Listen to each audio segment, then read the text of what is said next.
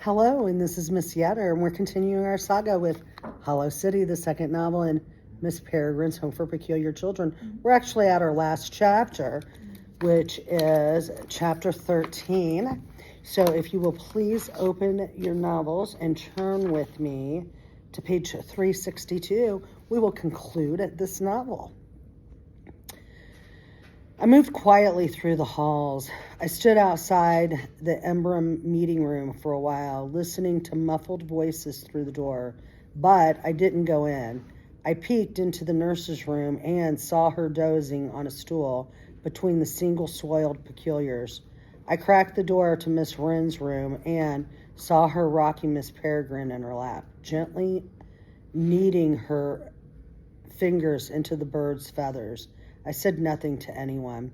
Wandering through empty halls and ransacked offices, I tried to imagine what home would feel like. If after all this I chose to go back, what I would tell my parents, I'd tell them nothing, most likely. They'd never believe me anyway. I would say I'd gotten mad, written a letter to my father filled with crazy stories, then caught a boat to the mainland and run away. They'd call it a stress reaction. And chalk it up to some invented disorder and adjust my meds accordingly. Blame Dr. Golan for suggesting I go to Wales. Dr. Golan, whom, of course, they'd never hear from again. He'd skipped town, they'd say, because he was a fraud, a quack, whom we never should have trusted. And I'd go back to being Jacob, the poor, traumatized, mentally disturbed rich kid. It sounded like a prison sentence, and yet, if my best reason for staying in peculiardom didn't want me anymore, I wouldn't debase myself by clinging to her. I had my pride. How long could I stand Florida now that I'd had a taste of this peculiar life?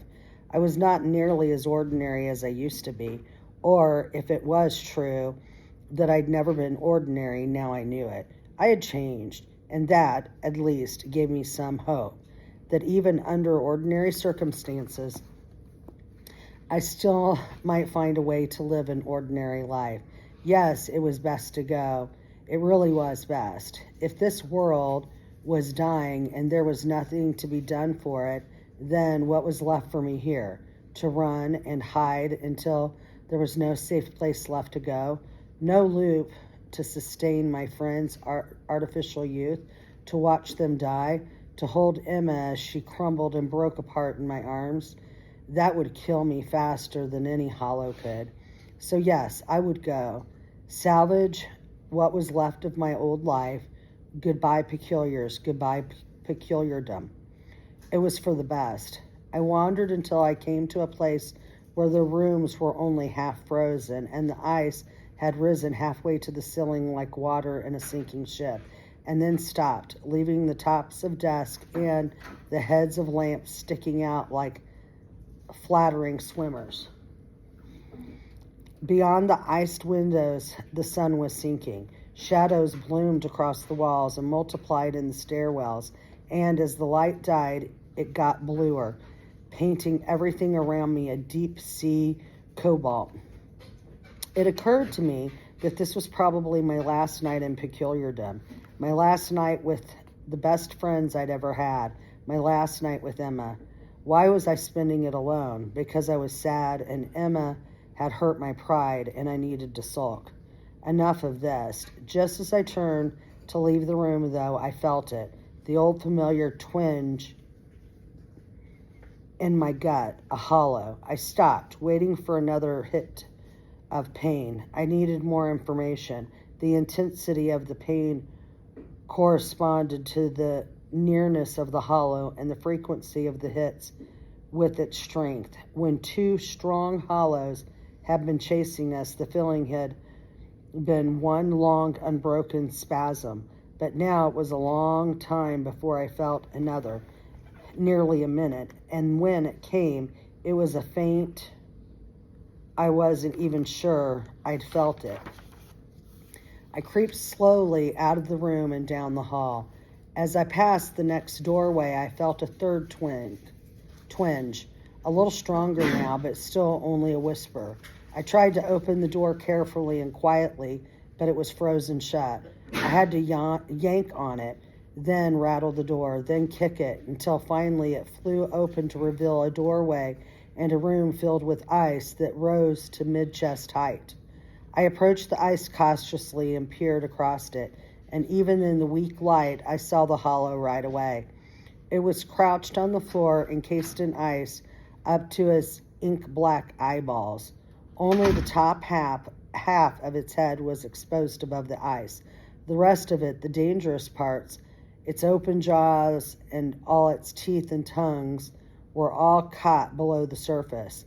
The thing was just barely alive. Its heart slowed almost to nothing, beating maybe once per minute. With each feeble pulse, I felt a corresponding stitch of pain. I stood at the mouth of the room and stared at it, fascinated and repulsed. It was unconscious, immobilized, totally vulnerable. It would have been easy to climb onto the ice and drive the point of an icicle into the hollow skull. And if anyone else had known it was here, I'm sure they would have done just that. But something stopped me.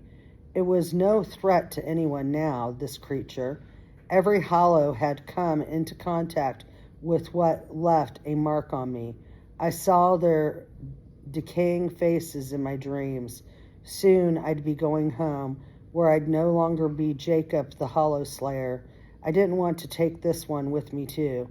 It wasn't my business anymore. I backed out of the room and closed the door. When I returned to the meeting hall, it was nearly dark outside and the room was black as night because Miss Wren wouldn't allow the gas lamps to be lit for fear they'd be seen from the street.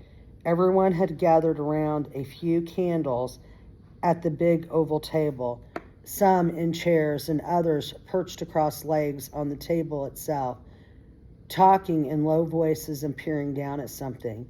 At the creak of the heavy doors, everyone turned to look at me. Miss Wren, Bronwyn said hopefully, straightening in her chair and squinting. It's only Jacob, said another shadowy form. As a chorus of disappointed sighs, Bronwyn said, "Oh, hello, Jacob," and returned his attention to the table. As I walked toward them, I locked eyes with Emma, holding her gaze. I saw something raw and unguarded there, a fear, I imagined, that I had in fact decided to do what she'd urged me to do. Then her eyes dulled, and she looked down again. I'd been half hoping Emma had taken pity on me and told the others I was leaving already, but of course she hadn't. I hadn't told her yet. She seemed to know, though, just from reading my face, and I crossed the room. It was clear the others had no idea. They were so accustomed to my patient presence, they'd forgotten it was even under consideration. I steeled myself and asked for everyone's attention. "Wait a moment," said a heavily accented voice, and in the candlelight I saw the snake girl and her python looking at me. This boy here was just spewing a lot of rubbish about the place I hail from. She turned to the only chair at the table, which was empty, and said, "My people call it Simhala Divpa, dwelling place of lions." From the chill, Millard replied, "I'm sorry, but it says right here in plain calligraphy, the land of Serendip. The peculiar cartographs who made this were not in the business of making things up." Then I got a little closer and saw what it was they were arguing over.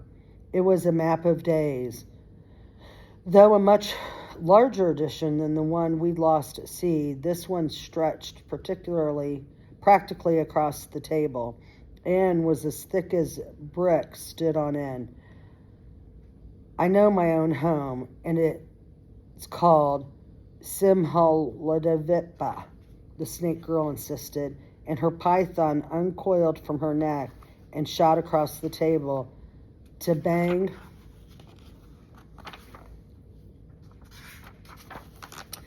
its nose against the map, indicating a teardrop-shaped island off India's coast.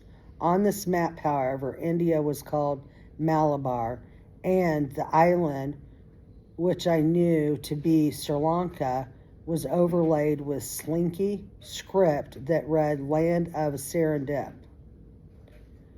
It's pointless to argue, said Millard. Some places have as many names as they have occupants to name them. Now please ask your serpent to back away, lest he wrinkle the pages. The snake girl harumphed and muttered something. The python slunk away to coil around her neck again. All the while I couldn't stop staring at the book. The one we'd lost was impressive enough, though I'd seen it opened only once, at night, by the skittish orange firelight of the burning home of peculiar children. This one was of another scale entirely. Not only was it orders of magnitude larger, but it was so ornate that it made the other look like a much leather-bound toilet paper. Colorful maps spilled across its pages, which were made from something stronger than paper, calfskin maybe, and edged with gold. Lush illustrations and legends and blocks of extraordinary text stuffed the margins. Millard noticed me admiring it and said, "Isn't it stunning, excepting perhaps the Codex Peculiars? This edition of the map is the finest book in all peculiardom. It took a team of cartographers, artists, and bookmakers a lifetime to create, and it said that Purpleplex and Anomalous himself drew some of the maps. I've wanted to see it in person ever since I was a boy. Oh, I was so pleased." "It's really something," I said, and it was. "Millard was just showing us some of his favorite parts," said Olive. "I like the pictures best." "To take their minds off things," Millard explained, "and make the waiting easier, here, Jacob, come and help me turn the pages." Rather than ruin Millard's moment with my sad announcement, I decided it could wait a little while. I wasn't going anywhere until morning at least, and I wanted to enjoy a few more minutes with my friends, unburdened by weightier things. I sidled up next to Millard and slipped my fingers under the page, which was so large that it took both my hands and his to turn. We pored over the maps. I was absorbed by it, especially the far-flung and lesser-known parts. Naturally, Europe and its many loops were well defined, but farther afield things got sketchier. Vast swaths of Africa were simply blank, terra incognita. The same was true of Siberia. Although the map of days had its own name for Russia's far east, the great far-reaching solitude. "Are there loops in these places?" asked Olive, pointing to a void that stretched across much of China. "Are there peculiars there like us?" "Certainly there are," Millard said. "Peculiarness is determined by genes, not geography. But large portions of the peculiar world have simply not been explored." "Why not?" "I suppose we were too busy surviving." It occurred to me that the business of surviving precluded a great many things, exploring and falling in love, not least among them. We turned more pages, hunted for blank spots. There were many, and all had fanciful names. The mournful kingdom of sand, the land of anger, a high place full of stars. I mouthed the words silently to myself, appreciating their roughness. At the margins lurked fearsome places the map called waste. The far north of Scandinavia was the icy waste, the middle of Borneo, the stifling waste. Much of the Arabian Peninsula, the pitiless waste. The southern tip of Patagonia, the cheerless waste. Certain places weren't represented at all. New Zealand, Hawaii, Florida, which was just an ingrown nub at America's foot, barely there. Looking at the map of days, even the places that sounded most forbidding evoked in me a strange longing. It reminded me of long ago afternoons spent with my grandfather studying historic maps of Natural Geographic, maps drawn long before the days of airplanes and satellites, when high-resolution cameras couldn't see into the world's every nook and cranny, when the shape of now familiar coastlines were guesswork, when the depths and dimensions of icy seas and forbidding jungles were gobbled together from rumors and legends and the wide-eyed ramblings of expeditioners who'd lost half their party exploring them. While Millard rambled on about the history of the map, I traced with my fingers a vast and trackless desert in Asia, where the winged creature's ends, not its flight. Here was a whole world yet to be discovered, and I had only just cracked its surface. The thought filled me with regret, but also a shameful kind of relief. I would see my home again, after all, and my parents, and maybe it was childish, this old urge to explore for exploring's sake. There was romance in the unknown, but once a place had been discovered and cataloged and mapped, it was diminished. Just another dusty fact in a book, sapped of mystery. So maybe it was better to leave a few spots on the map blank, to let the world keep a little of its magic, rather than forcing it to divulge every last secret. Maybe it was better, now and then, to wonder. And then I told them. There was no point in waiting any longer. I just blurted it out. "I'm leaving," I said. "When this is all over, I'm going back home."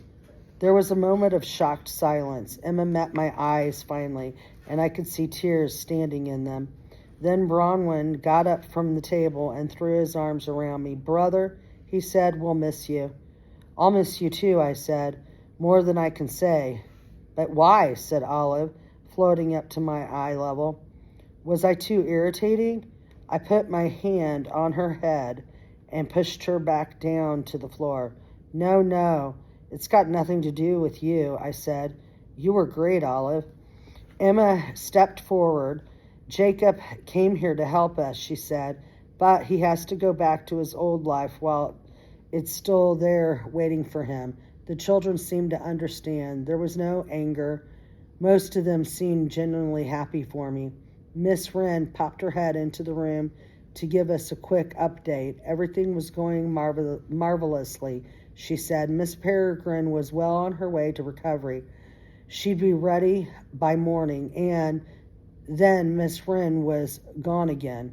"Thank the gods," said Horace. "Thank the birds," said Hugh. "Thank the gods and the birds," said Bronwyn. "All the birds and all the trees and all the forest." "Thank Jacob, too," said Millard. "We never would have made it this far without him." "We never even would have made it off the island," said Bronwyn. "You've done so much for us, Jacob." They all came and hugged me, each of them one by one. Then they drifted away and only Emma was left, and she hugged me last. A long, bittersweet embrace that felt too much like goodbye. "Asking you to leave was the hardest thing I've ever had to do," she said. "I'm glad you came around. I don't think I've had the strength to ask again." "I hate this," I said. "I wish there was a world where we could be together in peace." "I know," she said. I know. "I wish," I started to say. "Stop," she said. I said it anyway. "I wish you could come home with me." She looked away. "You know what would happen to me if I did." "I know." Emma disliked long goodbyes. I could feel her steeling herself, trying to pull her pain inside. "So," she said, businesslike, "logistics. When Miss Peregrine turns human, she'll lead you back through the carnival into the underground, and when you pass through the changeover, you'll be back in the present. Think you can manage from there? I think so, I said. I'll call my parents or go to a police station or something. I'm sure there's a poster of my face in every precinct in Britain by now, knowing my dad. I laughed a little because if I hadn't, I might have started crying. Okay then, she said. Okay then, I said. We looked at each other, not quite ready to let go, not sure what else to do. My instinct was to kiss her, but I stopped myself. That wasn't allowed anymore. You go, she said. If you never hear from us again, well, one day you'll be able to tell our story. You can tell your children about us or your grandkids, and we won't entirely be forgotten. I knew then that from now on, every word that passed between us would hurt, would be wrapped up with and marked by the pain of this moment, and that I needed to pull away now or it would never stop. So I nodded sadly, hugged her one more time, and retreated to a corner to sleep because I was very, very tired. After a while, the others dragged mattresses and blankets into the room and made a nest around me, and we packed together for warmth against the encroaching chill. But as the others began to bed down, I found myself unable to sleep, despite my exhaustion, and I got up and paced the room for a while, watching the children from a distance. I'd felt so many things since our journey began: joy, fear, hope, horror, but until now I'd never once felt alone. Bronwyn had called me brother, but that didn't sound right anymore. I was a second cousin to them at best. Emma was right. I could never understand. They were so old, had seen so much, and I was from another world. Now it was time to go back. Eventually, I fell asleep to the sound of ice groaning and cracking in the floors beneath us and the attic above. The building was alive with it. That night, strange and urgent dreams. I am home again, doing all the things I used to do, tearing into a fast food hamburger, big brown greasy, riding shotgun in Ricky's Crown Vic, bad radio blaring, at the grocery store with my parents, sliding down long, too bright aisles, and Emma is there, cooling her hands in the ice at the fish counter, melt water running everywhere. She doesn't recognize me. Then I'm at the arcade where I had my 12th birthday party, firing a plastic gun, bodies bursting, blood-filled balloons. Jacob, where are you? Then school. Teachers writing on the board, but the letters don't make sense. Then everyone's on their feet, hurrying outside. Something's wrong. A loud noise rising and falling. Everyone standing still, heads craned to the sky. Air raid. Jacob, Jacob, where are you? Hands on my shoulder. It's an old man, a man without eyes. Come to steal mine. Not a man, a thing, a monster. Running now, chasing my old dog. Years ago, she'd broken away from me. Run off with her leash still attached and got her wrapped around a branch while trying to tree a squirrel. Strangled herself. We spent 2 weeks wandering the neighborhood calling her name. Found her after 3. Old Snuffles. The siren deafening now. I ran and a car pulled alongside picks me up. My parents are inside in formal wear. They won't look at me. The door's locked. We're driving and it's stifling hot outside. But the heater is on and the windows are up and the radio is loud, but turned to the gravel between stations. Mom, where are we going? She doesn't answer. Dad, why are we stopped here? Then we're out walking and I can breathe again. Pretty green place, smell of fresh cut grass, people in black gathered around a hole in the ground, a coffin open on a dais. I peer inside. It's empty, but for an oily stain slowly spreading across the bottom, blackening the white satin. Quick, close the lid.